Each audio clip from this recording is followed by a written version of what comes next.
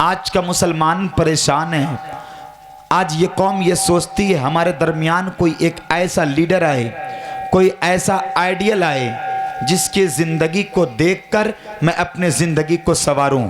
लोग ये सोचते हैं कोई ऐसा पढ़ा लिखा दानिशमंद आए जिनको देखकर अपनी ज़िंदगी को मैं तब्दील करूं।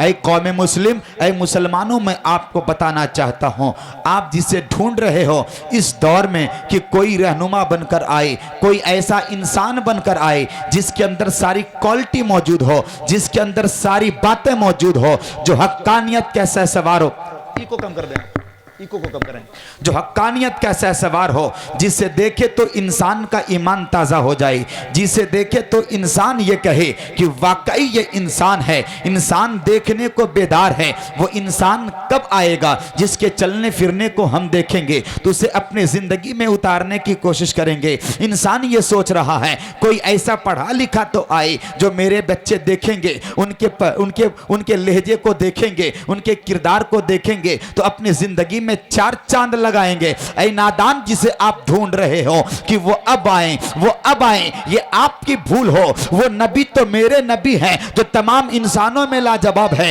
वो नबी तो मेरे नबी हैं जो तमाम नबियों में लाजवाब है। जिस जाविये से देखोगे, जिस एंगल से देखोगे, जिस सिचुएशन में देखोगे, हर जाविये से मेरे नबी लाजवाब नजर आएंगे। उनके किरदार को देखोगे, उनकी सीरत को देखोगे, उनके सीरत पर अगर जिंदगी को गुजारना चाहोगे तो यकीनन तुम कामिल मोमिन हो। और वो मुसलमान है जो हुजूर के रास्ते पर अपने जिंदगी को सर्फ कर दे और जिंदगी गुजारे और यूं कहे, या रसूलल्लाह, चुनीनो चुना तुम्हारे लिए, मकीनो मक्का तुम्हारे लिए, ज़मीनो ज़मा तुम्हारे लिए, जहान में ज़मा तुम्हारे लिए, जिसमें हजा तुम्हारे लिए, आए हम यहाँ तुम्हारे लिए, उठे भी वहां तुम्हारे लिए। मतलब इंसानों की फिक्र ये होनी चाहिए, हम जिसे आइडियल बनाना चाह रहे हैं, हम जिनके रास्ते पर चलना चाह रहे हैं, हम जिसे ढूंढ रहे हैं, वो कोई और नहीं, वो आमना का लाल मेरा नबी है। अपने नबी के रास्ते पर चलो।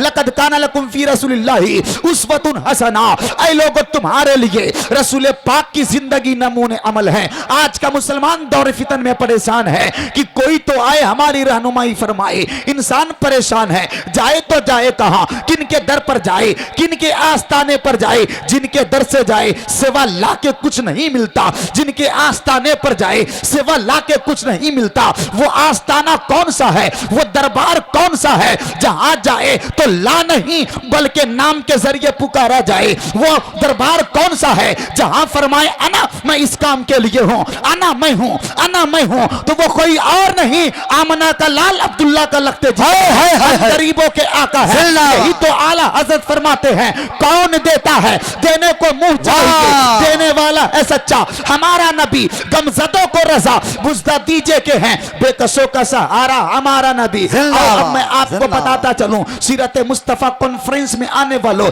यानी रसूल पाक की सीरत को समझना है। और जिसने रसूल पाक की सीरत को समझ ली, हुजूर की सीरत पे अपनी जिंदगी को गुजार दी, वही कामिल मोमिन है, वही अच्छा इंसान है, वही अशरफ है, वही सबसे आला औला है, वही बेहतरीन मिसाल है लोगों के लिए। चूंकि मेरे नबी बेहतरीन मुसलमान, बेहतरीन मिसाल है हमारे और आपके लिए। मेरे मुस्तफा से बड़ा आइडियल जमाने में किसी का आइडियल नहीं है। मेरे मुस्तफा की जिंदगी के जैसी किसी की जिंदगी ना हुई है ना है होगी। तो इसलिए हमें चाहिए कि अपने जिंदगी को मुस्तफा के रास्ते पर गुजारे। यही कुरान का पैगाम है, यही सहाबा का पैगाम है, यही बुजुर्गों का पैगाम है, यही आला हजरत का पैगाम है, यही मिशन मौला हुसैन ने करबला के मैदान। वाह वाह वाह वाह प्यारे, आओ जरा देखो तो सही। आज का मुसलमान ये कहता है, इमाम साहब करम फरमाए, आज का मुसलमान परेशान होता है भागता भागता। जिसकी बात बेटा न सुने, बेटे की बात बाप न सुने, न माँ सुने, न बहन सुने, न भाई सुने, न रिश्तेदार सुने, फिर वो इंसान परेशान होता है। अपने परेशानी को लेकर अपने इमाम के पास पहुंचता है,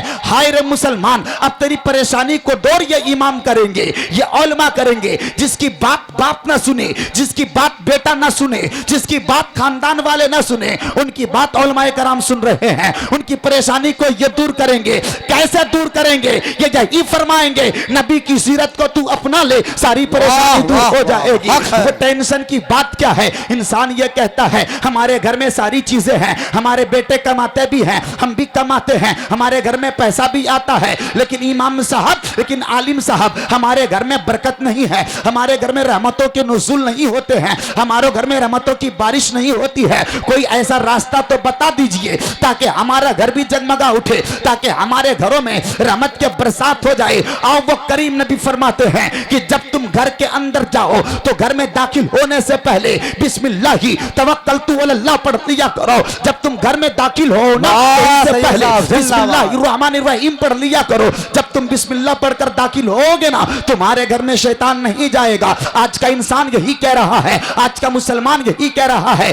जो मुसलमान सहाबा के दरबार में जाया करते थे, जो मुसलमानों का अकीदा यह था नबी से मोहब्बत लगाएंगे, नबी की बातों पर अमल करेंगे, सारी परेशानियां दूर हो जाएगी। वो मुसलमान का हाल यह है, अब ताबीज़ों पर अपनी जिंदगी को गुजार रहे हैं। अब ये सोच रहे हैं कोई ऐसा आस्ताना मिल जाए, कोई ऐसी जगह मिल जाए जिसके पास जाएंगे परेशानी दूर हो जाएगी। याद रखना, ताबीज़ पर अपनी परेशानी को दूर करने वालों, आस्थानों से परेशानियों को दूर करने वालों, परेशानियां दूर नहीं होगी। परेशानियों को दूर करना हो तो नबी के रास्ते पर चलो। नबी फरमाते हैं घर में जब जाओ तो दाखिल होने से पहले बिस्मिल्लाहिर्रहमानिर्रहीम पढ़ लिया करो। जब तुम बिस्मिल्लाह पढ़ोगे तो शैतान तुम्हारे घर में नहीं जाएगा। और जो इंसान नहीं पढ़ता बिस्मिल्लाहिर्रहमानिर्रहीम और घर में दाखिल होता है, साथ में शैतान जाता है। शैतान अपने दोस्तों से, अपने अहबाबों से, रिश्तेदारों से कहता है कि इस घर में हमें रहने की जगह मिल चुकी है, अब इंतजार करो, शायद हमें खाना भी मिल जाए, शायद हमें खाना भी मिल जाएगा। इस कौम के हाल तो ये हो चुके हैं, ये मुसलमान इस तरीके से पसे मंजर में बिखर चुके हैं। जब ये दस्तरखान पर बैठते हैं ना तो हाथों को धुलते हैं, ना तो अपने सरों पे टोपियां लगाते हैं, ना तो सरों पे कोई कपड़ा रखते हैं। जब ये दस्तरखान पर बैठते हैं तो बिस्मिल्लाह नहीं पढ़ते। मेरे आका फरमाते हैं कि जब तुम दस्तरखान पर जाओ ना तो अपने हाथों को गट्टों तक धो लिया करो, धुल लिया करो। अब अपने दिल पर हाथ रखकर फैसला करना, हम दस्तरखान जरूर बिछाते हैं, हम खाने पर जरूर बैठते हैं, हमारे घरों में खाना जरूर बनता है, लेकिन हुजूर के रास्ते पर हम नहीं खाते, हुजूर के रास्ते पर नहीं चलते। मेरे करीम नबी फरमाते हैं जब तुम दस्तरखान पर बैठो ना तो खाना खाने से पहले बिस्मिल्लाहिर्रहमानिर्रहीम पढ़ा करो और आगे बढ़ो। आका फरमाते हैं जब तुम बिस्मिल्लाह नहीं पढ़ोगे तो तुम्हारे साथ शैतान खाना खाता है, और जब शैतान खाना खाएगा तो याद रखना खाना का जायका तुम्हें नहीं मिलेगा। तुम ये कहोगे खाना अच्छा बना नहीं है, जबकि सारे आइटम मौजूद थे, उसके बावजूद खाना अच्छा नहीं बना। तो पता यह चला खाने में कोई कमी नहीं है, बल्कि कमी खाने वाले में है। तो खाने वाले ने हुजूर के रास्ते पर चलकर नहीं खाया है, वो तो यहूदो नसारा के रास्ते पर चलकर खाया है।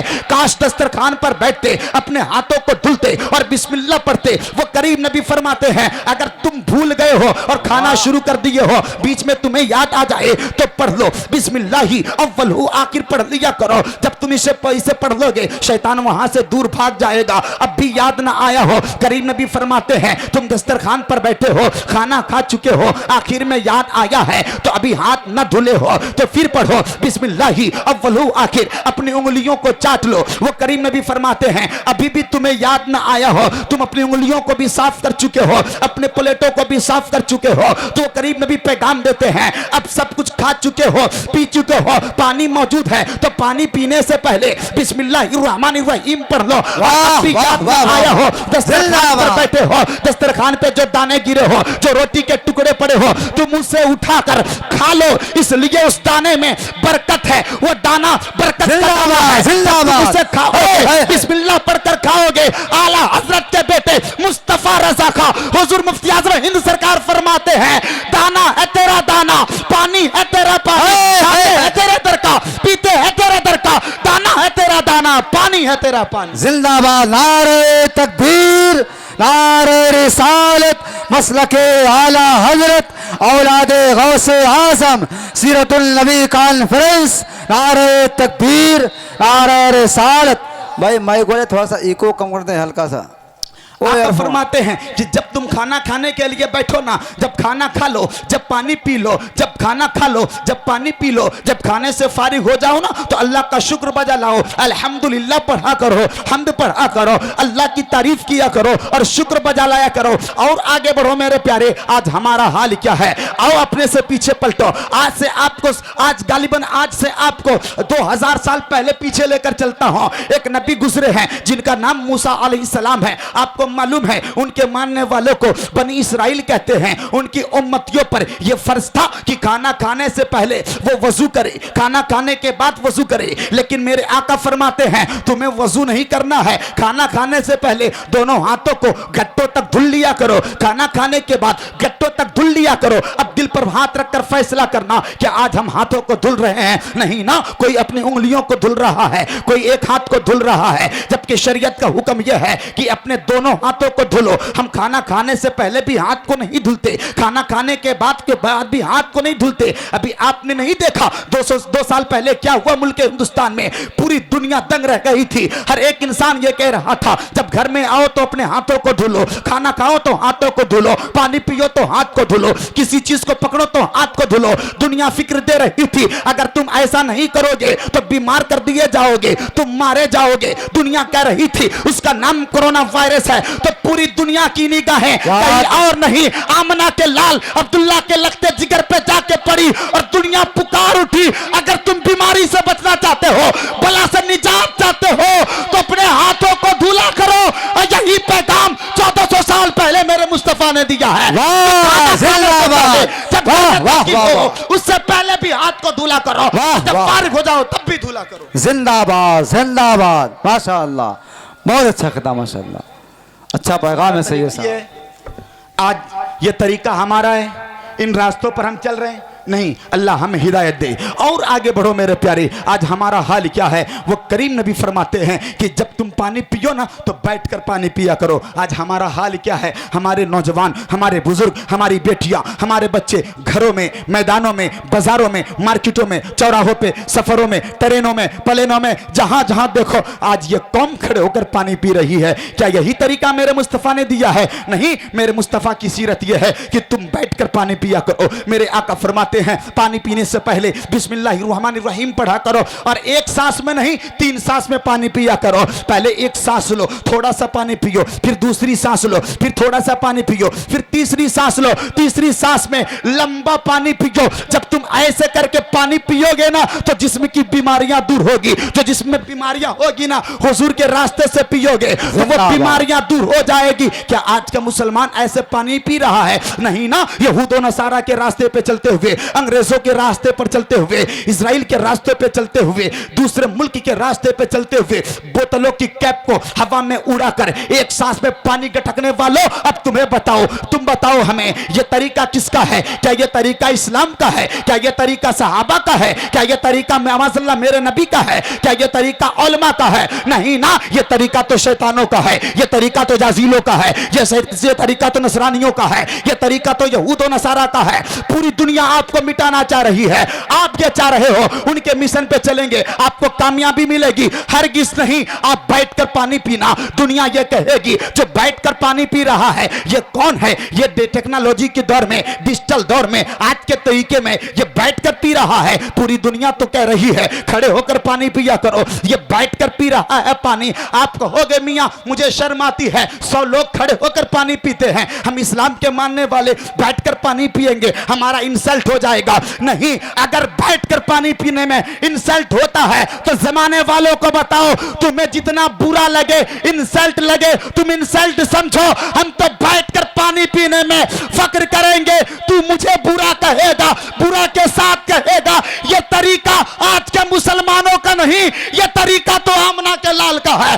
जिंदाबाद जिंदाबाद। और बैठकर पियोगे, आका फरमाते हैं जिसने मेरे एक सुन्नत को जिंदा किया उसे 100 शहीदों का सवाब अता किया। जिंदाबाद जिंदाबाद। नारे तकबीर, नारे रिसालत, नारे रिसालत, सुन्नत मुस्तफा जिंदाबाद जिंदाबाद, वाह वाह वाह। 100 शहीदों का सवाब दिया जाएगा। आज जरा देखो हमारा हाल क्या हो चुका है। आज जरा देखो तो सही, शादियों में एक सिस्टम चला है जिसका नाम बफे सिस्टम है, जो लोग खड़े होकर खाना खाते हैं, लोग घूम घूम कर खाना खाते हैं, लोग घूम घूम कर पानियां पीते हैं। अब मैं आपसे पूछना चाहता हूं, क्या यह तरीका मुसलमानों का है? क्या यह तरीका इस्लाम का है? क्या यह तरीका सहाबा का है? क्या यह तरीका आमना के लाल ने दिया था? माजल्ला नहीं नहीं, यह तरीका मेरे मुस्तफा का नहीं है, यह तरीका इस्लाम का नहीं है, यह तरीका सहाबा का नहीं है, यह तरीका यहूदो नसारा का है। अब दिल पर हाथ रखकर फैसला करना कि खड़ा होकर कौन खाता है। तारीख की औरात को पलटो, आपके जी के बड़े मजबूत होंगे। मैं आपसे पूछना चाहता हूं,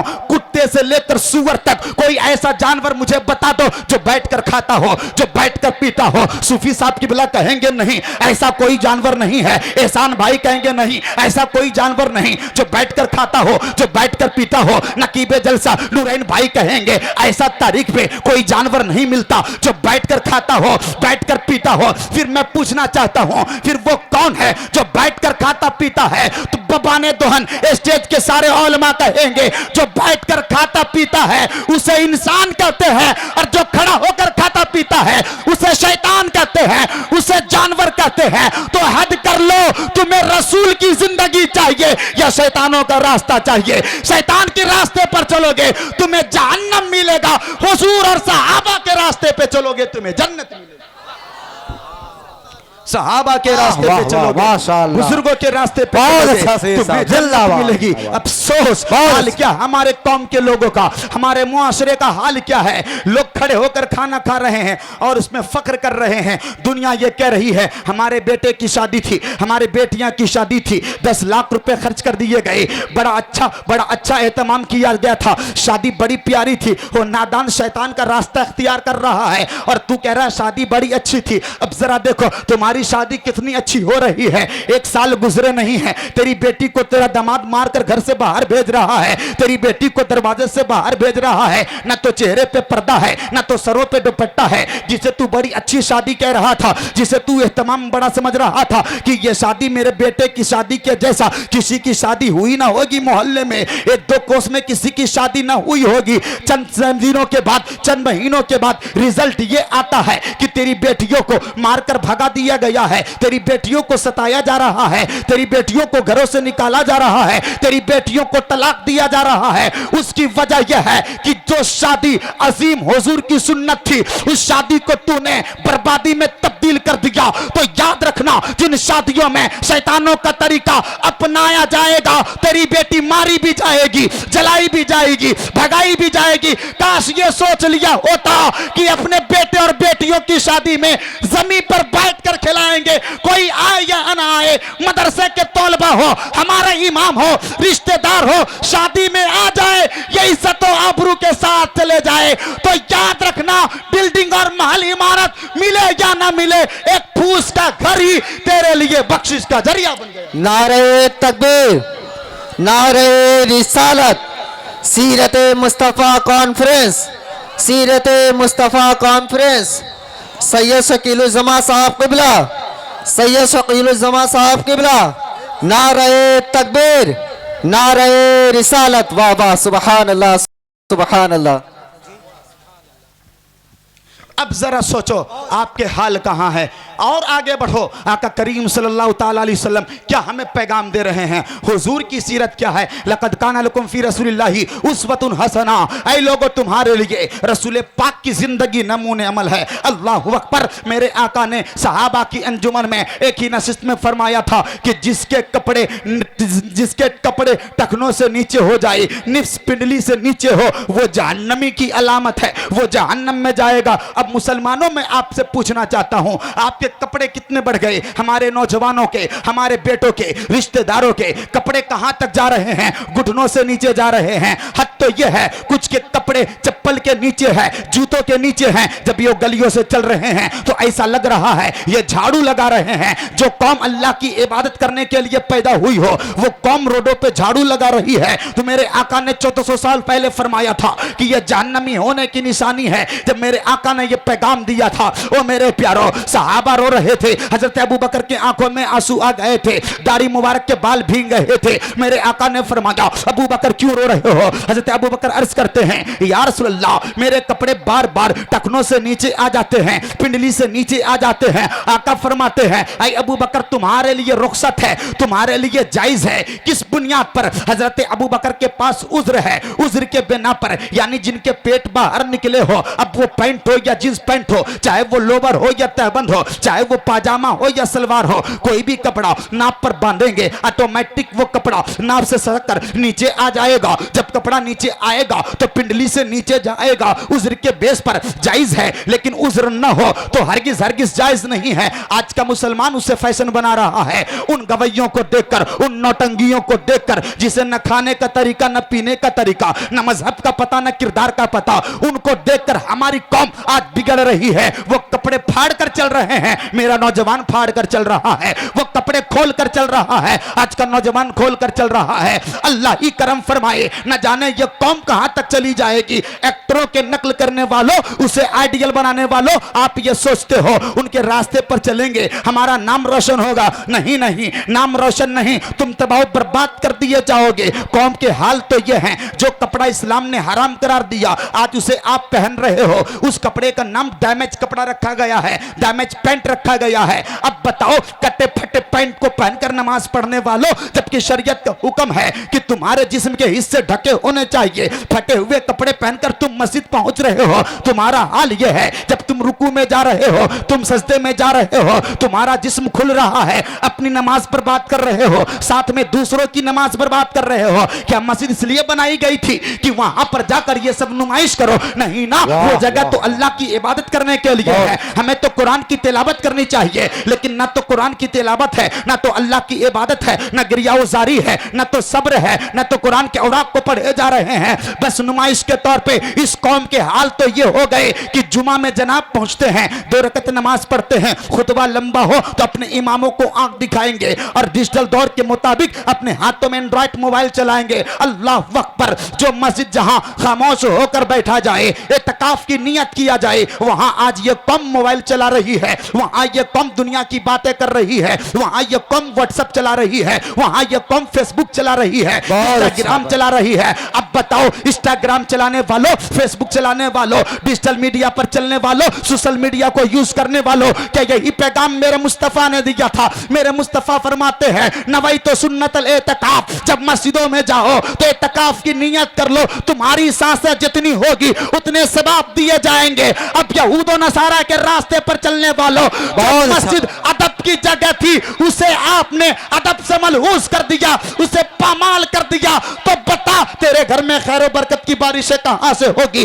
तेरा बच्चा अच्छा कैसे हो सकता है? तेरे घर के किरदार कैसे अच्छे होंगे? तेरी बेटियां फातिमा के रास्ते पे कैसे चलेंगी? मखदूमा ज़ैनब के रास्ते पे कैसे चलेंगी? अगर उन्हें मखदूमा ज़ैनब का लिबास देना चाहते हो, किरदार देना चाहते हो, अपने बेटों को गुलामाने हसन बनाना चाहते हो, बनाना चाहते हो, गौस बनाना चाहते हो, अब्दाल बनाना चाहते हो, तो सीरत मुस्तफा कॉन्फ्रेंस से ये पैगाम लेकर जाओ। हम भूखा तो रहेंगे, हम भूखा तो रहेंगे, हम प्यासा तो रहेंगे, दुनियादार की तालीम बाद में देंगे, अहमद मुख्तार की तालीम पहले देंगे, हुजूर की शरीयत पहले पढ़ाएंगे। जब तेरा बेटा कुरान पढ़ेगा, जब तेरा बेटा हदीस पढ़ेगा, जब तेरा बेटा दीन की बात को सीखेगा, वो बैठेगा जमीन पर, आसमान में उड़ने की बातें करेगा, जमीन पर होगा, दुनिया उसे बुरा कहेगी। जरा देख तो सही कॉलेजों में पढ़ने वालों के हाल, जरा देखो तो सही जो यूरोप में पढ़कर आ रहे हैं उनका हाल क्या है, जरा देखो तो सही, अपने निगाहों को उठाओ यूनिवर्सिटीज में पढ़ने वालों, कॉलेज में पढ़ने वालों, जब ये जनाब घर लौटते हैं तो इनके माँ बाप सहमे होते हैं कि मेरा बेटा अंग्रेजी कल्चर से पढ़कर आ रहा है, कहीं माँ को ना डांटे, कहीं बाप को ना डांटे, कहीं बेटा बाप को डांट रहा है, माँ को आंखें दिखा रहा है। अल्लाह अकबर। ये तौलबाए कराम है जो जमीन पर बैठकर, मुसल्ले पर बैठकर, चटाई पे बैठकर कभी कुरान की तालीम ले रहे हैं, कभी हदीस सीख रहे हैं, कभी मुस्तफा की सीरत पढ़ रहे हैं, कभी बुजुर्गों के अक़वाल सीख रहे हैं, कभी सूफिया के तरीके को पढ़ रहे हैं। और जब ये पढ़कर अपने घरों जाते हैं, घर जाते हैं, तो इनकी माँ बाप नहीं डरते, ये बच्चे डरा करते हैं। माँ बाप मुझसे गुस्सा हो जाए, नाराज ना हो जाए। ये तरीका कहां से मिलता है? ये तरीका किसी दुनियादार के आस्थाने से से नहीं, ये मुअद्दब तरीका तो मेरे मुस्तफा के दरबार से मिला करता है। जिंदाबाद, इसलिए जिंदाबाद। सरकार को नहीं, अहमद मुख्तार को आइडियल बनाना। वाह वाह वाह, नारे तकबीर, नारे रिसालत, मसलके आला हजरत सीरतुल नबी कॉन्फ्रेंस, नारे तकबीर, नारे रिसालत, जिंदाबाद जिंदाबाद। सैयद साहब बहुत अच्छा, अपना माशाअल्लाह। आइडियल बनाना है। आप इन्हें हकारत की निगाह से देखते हो कि ये बच्चे हैं, ये गरीब है, ये यतीम है, ये फटे कपड़े पहनते हैं, इनकी औकात क्या है, मैं इनकी औकात बताना चाहता हूं। इनकी औकात को देखना चाहते हो, ये जिला भदोई है और जिला भदोई को मिनी मुंबई कहा जाता है। यहाँ के लोग बड़े दौलतमंद हैं, यहाँ के लोग बड़े बड़े बिजनेसमैन करते हैं। अब कोई ये ना समझना कि मौलवी ने मुझे टारगेट कर लिया है, नहीं, हकीकत पे बात मबनी है, हक बात कर भी होती है, बर्दाश्त करना पड़ेगा आपको। जिसे आप गरीब समझ रहे हो, फटीचर समझ रहे हो, वो याद रखना, इनकी औकात को देखकर कहते हो कि मदरसे में पढ़ने वाले हैं, इनकी औकात कुछ भी नहीं है। नादान तेरा पूरा खानदान मिल जाए, मदरसा के एक बच्चे के बराबर नहीं हो सकता।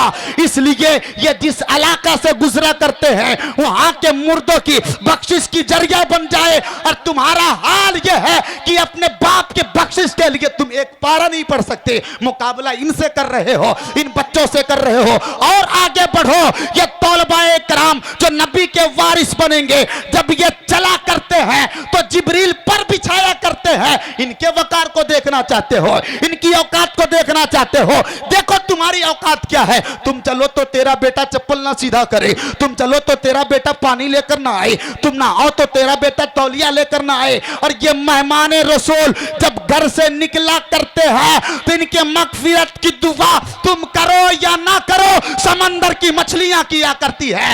ये इनके औकात है, ये इनके मकाम है। इसलिए खुदारा इसे मोहब्बत किया करो, इनसे मोहब्बत करोगे, ये किसी और के दर के नहीं, रसूल पाक के मेहमान हैं। हम आपके मेहमान होंगे, आप खुश होगे। सैयद साहब आए हैं, हमारे घर मेहमान बने हैं। एहसान भाई आए हैं, हमारे घर के मेहमान हैं। सूफी साहब आए हैं, हमारे घर के मेहमान हैं। नूरैन भाई आए हैं, हमारे घर के मेहमान हैं। क्यों? आप कहोगे ये नबी के वारिस है, इसलिए मैं खुश हूं। लेकिन मैं बताऊं, इन बच्चों का जो मकाम है ना, इन बच्चों के जो वकार है ना, वो वकार मेरा भी नहीं है, वो बुलंदी मेरी भी नहीं है, इनके कदमों के धूल के बराबर मैं भी नहीं हूं। अब जरा कैसे देखो, आपके दरवाजे पर कोई कलेक्टर, MBBS, कोई प्रोफेसर, कोई मंत्री, कोई नेता आ जाए तो आप खुश इस बुनियाद पर होगे कि दुनिया वाले हमारे दरवाजे पर मेहमान बनकर आए हैं, आप मिज़बान बने हो।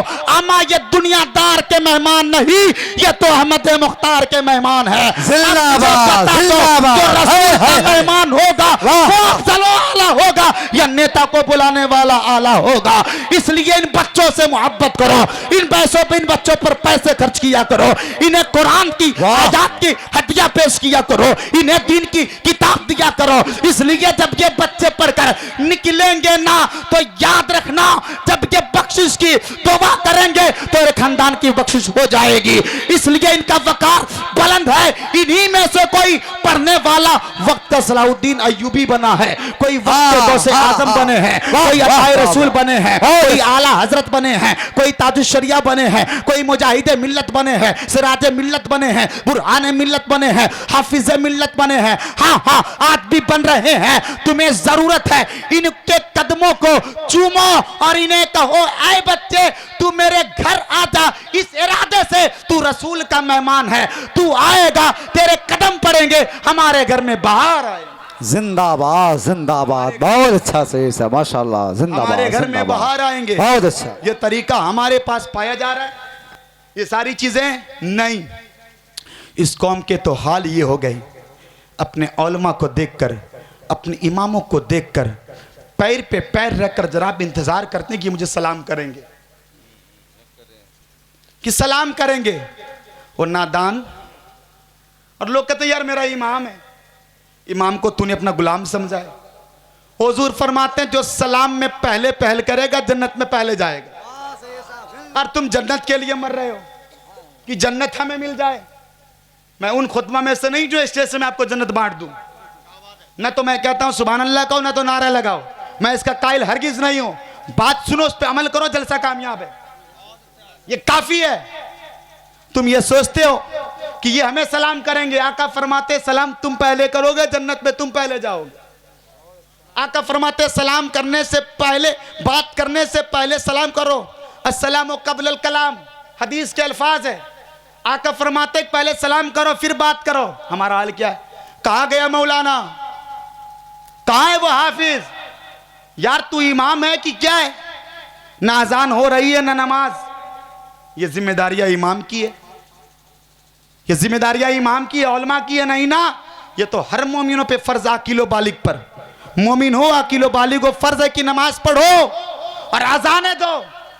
हैरत तो जब होती ना, जो नमाज पढ़ते वो तो कुछ नहीं बोलते, बेनमाजी बरसाती मेढक की तरह कूद पड़ते हैं, कूद पड़ते हैं। और 50 रुपए महीने के दिन की औकात तो देखो, 50 रुपए महीने देंगे, 100 रुपए महीने, कहेंगे मेरे पास पैसा नहीं है। और तवाइफों की महफिलों हो, फिर देखो अब तो 2000 का नोट बंद हो गया ना, 500 की करेंसी लुटाएंगे। नचनियों की महफिल हो, फिर वहां 10,000 20,000 लुटाएंगे। ये उलमा, ये इमाम जिसे तू बुरा कहता है, तेरा बाप मर जाए तो बख्शिश के लिए दुआ पहले ये करे, इनकी शान ये। तो इन्हें देते क्या हो? 50 रुपए महीने का। और फिर जिम्मेदारियां इतनी नादान नहीं, ये तेरी जिम्मेदारी, मस्जिद तेरी है, साहब तुझे करना है।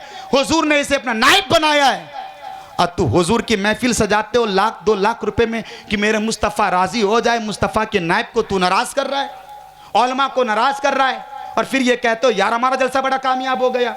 नहीं, हुजूर की सीरत को पढ़ो और समझो कि मेरे मुस्तफ़ा की जिंदगी कैसी थी। ये जिंदगी समझने के लिए, ये जिंदगी समझाने के लिए न तो दुनिया में कोई कॉलेज, न स्कूल, न यूनिवर्सिटीज बनी है। अगर इसे समझना हो तो वो मदरसे की चटाई है, मस्जिद के वो मिंबर है, ये हमारे उलमा है जो हुजूर की जिंदगी बताई। हाल तो ये इस कौम की कि ये कुरान तो पढ़ते ही नहीं। हाल ये कुरान पढ़ते नहीं, अनपढ़ और जाहिल हो गए। इस दौर में जाहिल हो गए।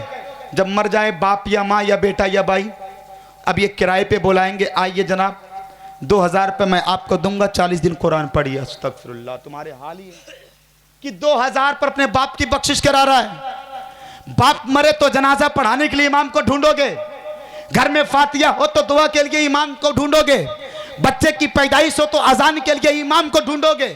जब घरों में जिन्नातों और आसिफ और शैतान का अड्डा बन जाए तो भगाने के लिए इमाम को ढूंढोगे। उसकी एवज में देते क्या? 2000 रुपए। बाप को जन्नत पहुंचाना हो 2000, माँ को जन्नत पहुंचाना हो 2000, सारी चीज ये करे जन्नत ये पहुंचाए। तो पैदा इसलिए हुआ कि अपने बाप की प्रॉपर्टीज को सिर्फ लेगा, इसलिए पैदा किए गए हो कि सारे सामान लिए जाए। नहीं, ना हो सके तो बाप के हक के लिए सूरह यासीन ही पढ़ लिया कर, सूरह फातिहा पढ़ ले, सूरह इखलास पढ़ ले, कुरान की एक एक आयत को पढ़, अपने हाथों को उठा। ये तलबा पढ़ेंगे, उलमा पढ़ेंगे, आलिम पढ़ेंगे, पीर पढ़ेंगे, इनकी दुआएं बाद में कबूल होगी। बेटा तू है, पहले दुआ तू करेगा, मगफिरत के हक में तेरे बाप के लिए दुआएं कबूल होगी, दुआएं कबूल होगी। हाल तो ये जनाब को बिस्मिल्लाह पढ़ना नहीं आता, हाल तो ये कि पहला कलमा सही से नहीं पढ़ना आता, तीसरा कलमा नहीं आता। अब जरा सोचो आपकी ज़मीर कहाँ मर गई, आप कहाँ गुम हो गए। और बात डिजिटल की करते हो और टेक्नोलॉजी की बात करते हो और कहते हो कोई ऐसा आइडियल है जो हमें सिखा कर जाए। दुनिया आज से नहीं करोड़ों साल से। आप मुझे बता 200 साल पहले, 300 साल पहले कोई इंजीनियर जमाने में निकल कर आया हो, कोई डॉक्टर बनकर आया, कोई अतिब्बा बनकर आया, कोई साइंस बनकर आया हो। दुनिया की लाइब्रेरी के किसी कोने में जाओ, किताब के बुक के और आपको पलटोगे, ना कोई हाकिम मिलेगा, ना कोई मुबल्लिग मिलेगा, ना कोई तुम्हें लीडर मिलेगा, ना कोई नेता मिलेगा, ना डॉक्टर मिलेगा, ना अतिब्बा मिलेगा जिस पर तुमने जिंदगी को गुजारोगे। जहां सबकी नजर जाकर ठहरेगी तो 1400 साल पहले आमना के लाल पे जाकर ठहरेगी। इसलिए मेरा मुस्तफा दुनिया का सबसे बड़ा स्पेशलिस्ट डॉक्टर थे, हैं और रहेंगे। उनकी जिंदगी लाजवाब। हमें चाहिए कि हुजूर की जिंदगी को पढ़ें। और पढ़ रहे हैं किसकी जिंदगी को? किन की जिंदगी को? कोई लिंकन की जिंदगी को पढ़ रहा है, कोई डिजिटल हाथ के दौर पे चलते चलते जो अमेरिका की वादियों में गुम होते हैं उनकी जिंदगी को पढ़ रहा। मैं मना नहीं करता, चाहे जिनकी जिंदगी को पढ़ो। आप मुसलमान हो तो आप पर फर्ज है कि पहले हुजूर की जिंदगी को पढ़ो, हुजूर की जिंदगी को पढ़ो। और यार कोई नबी की शान पर उंगलियां उठाता तुम खामोश होते हो, कोई कुरान पे अटैक कर रहा है, कोई पर्दे पे अटैक कर रहा है, खामोश हो तुम। ये कहते हो यार पता नहीं इस्लाम है, बड़ी हैरत हो गई यार। अब आखिर बात कहकर गुजर जाऊं तो गालिबन के 40 मिनट हो चुका। अब जरा देखो, मिशन की बात कर लूं, सीरत की बात कर लूं। करबला के मैदान में कौन आए थे? अब बोलो जरा, तकरीर खत्म हो गई, तकरीर अब आपने करनी है। करबला में कौन आए थे? अरे बोलो यार, इस इलाके में मुहर्रम नहीं मनाया जाता क्या? या मुहर्रम का महीना नहीं आता? आता है, जरा बोलो कौन गए थे? इमाम हुसैन गए थे। साथ में कौन था बेटा, साथ में कौन था बेटी, साथ में कौन बीवी, साथ में कौन बहन, साथ में कौन बेटी, साथ में कौन भतीजी, साथ में कौन भांजा, साथ में कौन भाई, साथ में कौन बेटा, साथ में कौन हम सभी है मुस्तफ़ा, साथ में कौन हम सभी है हसन। ये सब करबला के मैदान में थे और मिशन लेकर गए थे। नाना तेरा मिशन ये है कि नमाज को कायम की जाए, नाना तेरा मिशन ये, कुरान का मिशन ये कि सच बोला जाए, नाना दीन का मिशन ये कि झूठ न बोला जाए, नाना आपका मिशन ये था कि सच्चा बना जाए, आपका मिशन ये था कि पर्दे को इख्तियार किया जाए, आपका मिशन ये था कि सब्र किया जाए, आपका मिशन ये था कि कुरान की तिलावत की जाए, आपका मिशन ये था कि नमाज को कायम रखी जाए, आपका मिशन ये था कि अजान होती रहे, आपका मिशन ये था कि झूठों को दूर किया जाए, आपका मिशन ये था कि बातिल को मिटाया जाए, आपका मिशन ये था कि हक को उजाले में लाया जाए। ऐ नाना, करबला में आ चुका है अब आपका नवासा, करबला में आपका कुंबा आ चुका है। मौला हुसैन ने करबला के मैदान से ये सदाएं दे रहे थे, वो जमाने वालों देखो, हुसैन मिशन बचाने के लिए, नाना के मिशन को बचाने के लिए अपने बेटे की बचपना को दे रहा है, हुसैन नाना की मिशन को बचाने के लिए बेटे की जवानी को दे रहा है, भाई के बाजू को दे रहा है, हुसैन नाना की मिशन को बचाने के लिए भांजे की बचपना को दे रहा है, हम सभी ये मुस्तफा दे रहा है, हम सभी ये हसन लुटा रहा है। मिशन को बचाने के लिए हुसैन ने सब लुटा दिया और जब किरदार और शरीयत बताने की बचाने की बारी आई ना, तो हुसैन जमाने वालों से क्या गए, देखो हुसैन मिशन कैसे बचा रहा है। गर्दन कटा दी, हुसैन ने इस्लाम को बचा लिया, कुरान को बचा लिया, आजान को बचा लिया, सजदे को बचा लिया, सब्र को बचा लिया और पैगाम दे दिया। ये मिशन की बात थी और इबादत की बात करोगे तो हुसैन ने गर्दन कटा दी, सजदा न छोड़ा, सजदे में गर्दन कटी, नमाज अदा हो गई। जब ये बातें करता हूं ना, एहसान भाई की शेर याद आ जाया करता है, मैं जिंदाबाद, बातें याद आ जाती है। जिंदाबाद। तेगो के साए में पढ़ी शब्बीर ने नमाज, हाँ तेगो के है। साए में पढ़ी शब्बीर ने नमाज, सजदे में सर कटा तो इबादत मचल गई, जिंदाबाद। सजदे में सर जिंदाबाद। कटा तो इबादत मचल गई। आज हम जिंदा कुरान की तिलावत नहीं कर रहे हैं। मेरा हुसैन वो कि नाना के मिशन को बचाया तो ऐसा बचाया, सर नेज़े पे और कुरान की तिलावत कर रहे हैं, कुरान की तिलावत कर रहे हैं और बता रहे हैं, ओ यजीदियो तू कुरान को मिटाना चाहता था, देख हुसैन कटकर भी कुरान की तिलावत कर रहा है, तिलावत कर रहा है। और आपका हाल ये कि कुरान की एक आयत नहीं पढ़ते, फिर ये कहते हो हम हुसैन के मानने वाले, फिर लाख नजर पेश करो, सबील पेश करो, गौसे आजम का लंगर करो, सब बेकार है। गौसे आजम की सीरत को समझो। आपने करामतें बहुत सुन ली, आपने शान बहुत सुन ली है, सुनो मना नहीं है, लेकिन हक्कानियत पर आओ। आप ये सोचते हो कि हम मजार पर जाएंगे, चादर चढ़ाएंगे, फूल पेश करेंगे, चूमेंगे, गागर अगरबत्ती मोमबत्ती सजाएंगे, बख्शिश हो जाएगी, तो भूल है। ये सब मुस्तहब है, ये नहीं पूछा जाएगा। पूछा जाएगा तो ये पूछा जाएगा, बता तूने नमाज पढ़ी है कि नहीं पढ़ी। तुम्हें चाहिए कि नमाज जैसी इबादत को लेकर जाओ दुनिया से, सब्र को लेकर जाओ, तहारत को लेकर जाओ, हया को लेकर जाओ, किरदार हुसैन लेकर जाओ, किरदार सहाबा लेकर जाओ, किरदार मौलाए कायनात लेकर जाओ, नबी की जिंदगी को लेकर जाओ सरकार ताज शरिया की ज़बा पर। और यूं कहो जिंदगी ये नहीं है किसी के लिए, जिंदगी है नबी के लिए। ना समझ मरते हैं जिंदगी के लिए, जीना मरना है सब कुछ नबी के लिए। और जब नबी के लिए सब कुछ कुर्बान कर दोगे, नबी की सीरत पर चलोगे ना, जब तुम जाओगे ना तो फरिश्ते रश्क करेंगे और आला हज़रत की ज़बान पर यूं पुकार कर तो होगे, उन्हें जाना उन्हें माना, न रखा गैर से काम, लिल्लाहिल हम्द में दुनिया से मुसलमान गया। लिल्लाहिल हम्द में दुनिया से मुसलमान गया। फिर कभी मौका मिला तो गुफ्तगू करने की कोशिश करूंगा। हमें बोलने या आपके सुनने में किसी भी चीज़ की गलती तला तो रख माफ़ फरमाए। अस्तगफिरुल्लाह रब्बी मिन कुल्ली ज़ंबी व तुबु इलैहि ला इलाहा इल्लल्लाहु मुहम्मदुर रसूलुल्लाह सल्लल्लाहु ताला अलैहि वसल्लम। ऐ रज़ा हर काम का एक वक्त है, ऐ रज़ा हर काम का एक वक्त है, दिल को आराम हो ही जाएगा, काम वो ले लीजिए तुमको जो राजी करे, ठीक हो नामे रज़ा तुम पे करोड़ों दरूद। इस्लाम जिंदाबाद वमा अलैना इल्लल बलाग, इस्लाम फ़िंदाबाद। अस्सलामु अलैकुम वरहमतुल्लाहि वबरकातुहू।